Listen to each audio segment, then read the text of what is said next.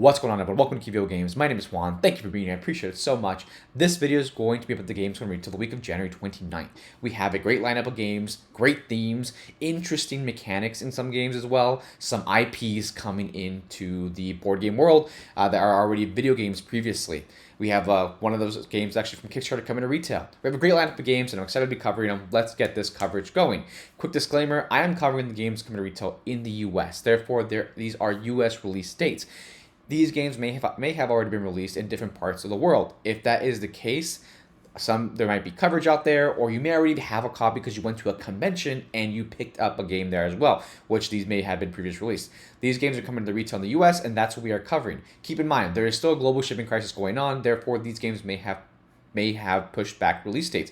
If that does happen, I'll make sure to keep you up to date on the new release date in that new release week's video.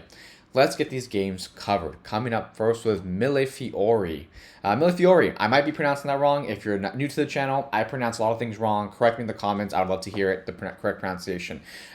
This game honestly made a lot of top 10 lists last year because the game was previously released, of course, and it's going to be released in the US retail now. Millie Fiore is going to be a point salad style game. You're going to be trying to rack up as many points as possible using the cards in your hand. You're going to use the cards in your hand to place your diamond or your pieces on the board itself. I want to show you a better picture. There we go.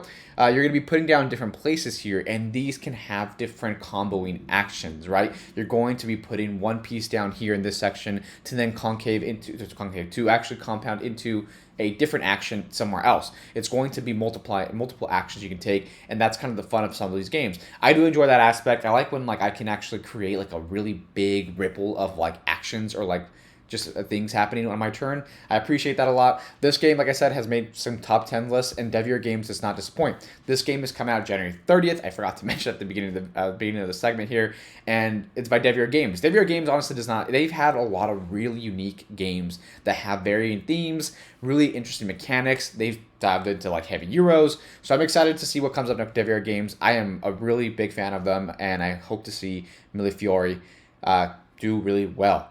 Millie Fiore is coming out January 30th, and it's going to be a fire of a game. Coming up next, coming out February 2nd by Capstone Games is going to be Aleph Null. Maybe pronouncing that wrong, but Aleph Null is a solo game. You are playing as a retired magician, or a magician who has been around for a successful magician. You've been around for a long time, and you are summoning, I am going to pronounce this name wrong, Baphomet. And you're summoning Baphomet. That is your goal in this game. But not just summoning them, but controlling it, right? The situation. You're trying to not let it get out of hand.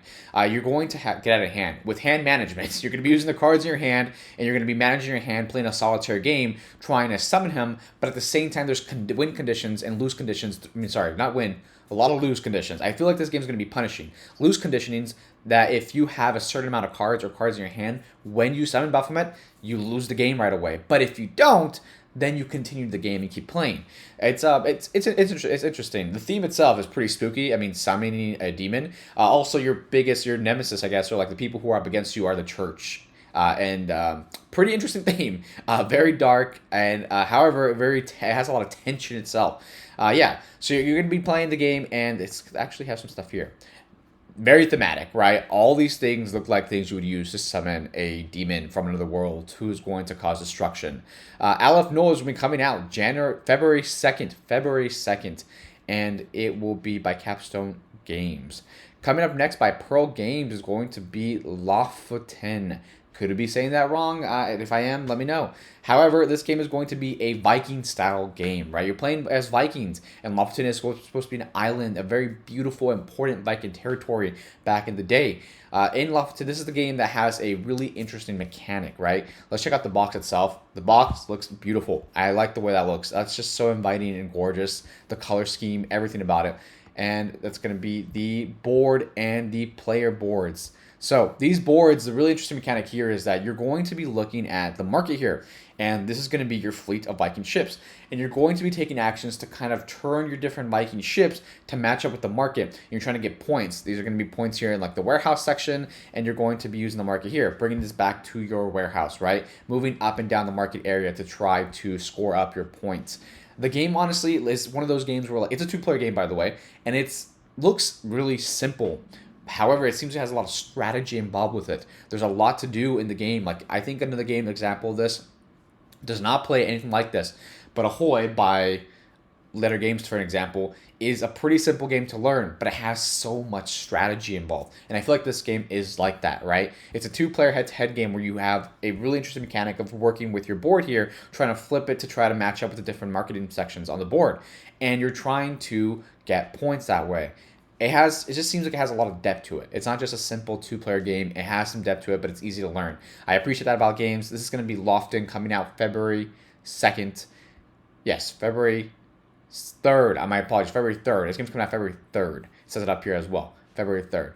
Coming up next is going to be Squid Games by Mixlore. So IP, it's a Netflix show, really popular Netflix show at the time, coming out February 3rd.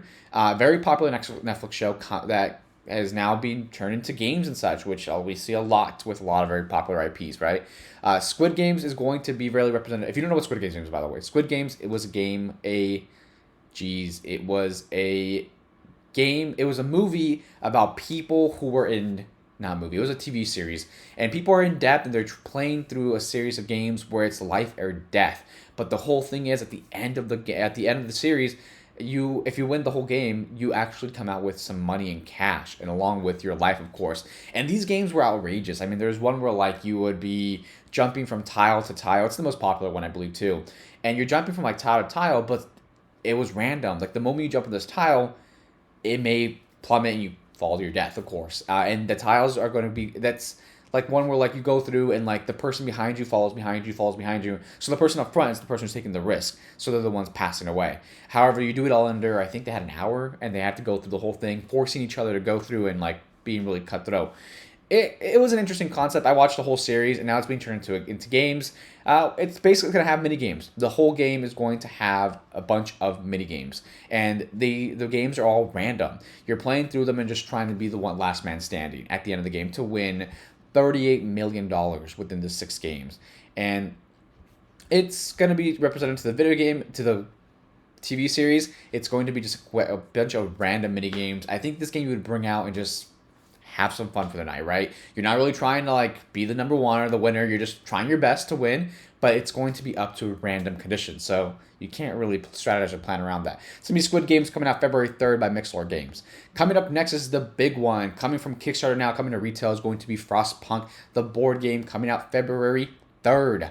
Frostpunk, the board game. This is a very, very popular board game by a publisher, video game publisher, who is made this War of Mine.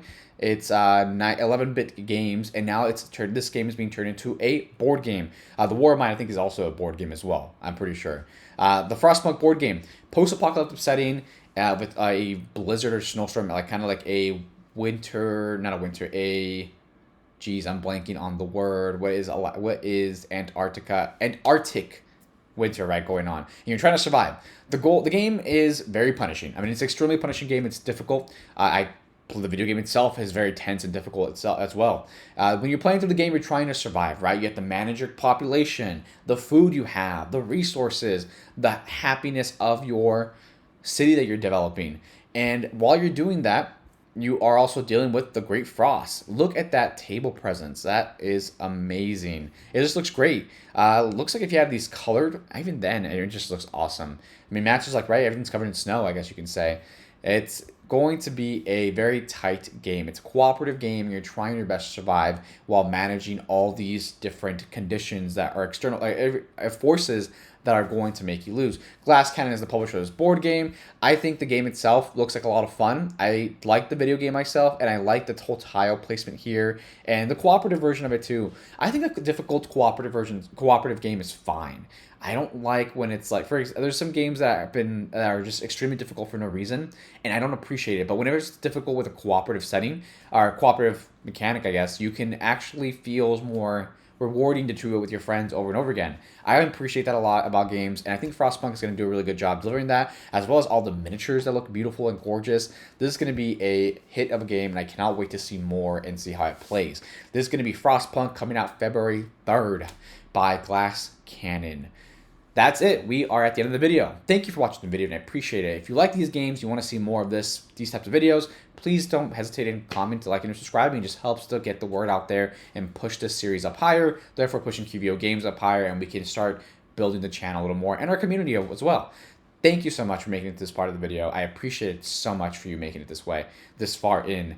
Like I said, if you let me know what games you're picking up, and let's see what you're going to be purchasing from this week's. If maybe you saw a different game you purchased and it's not one from this list, let me know in the comments. I'd love to talk about it. Thank you so much and have a great one.